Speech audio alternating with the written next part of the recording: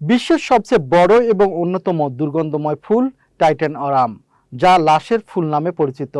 আর সেই অতি বিরল ফুল এবার ফুটেছে যুক্তরাষ্ট্রের লস অ্যাঞ্জেলসের একটি বোটানিক্যাল গার্ডেনে। বিরল এই দৃশ্যটি দেখতে প্রতিদিনই ভিড় করছে শত শত দর্শনার্থী।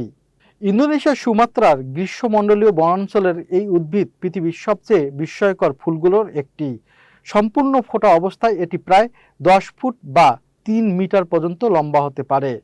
তবে এর সবচেয়ে অদ্ভুত বৈশিষ্ট্য হলো ফুল ফোটার সময় একটি পচা মাংসের মতো তীব্র দুর্গন্ধ ছড়ায়, আর সেই কারণে এর নাম হয়েছে লাশের ফুল।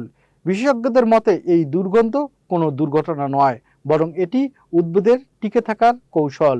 এই গন্ধে আকৃষ্ট হয়ে মাছি, গুবরে পোকা সহ বিভিন্ন পরাগবাহী পোকামাকড় ফুলের কাছে আসে এবং পরাগায়নে সহায়তা করে।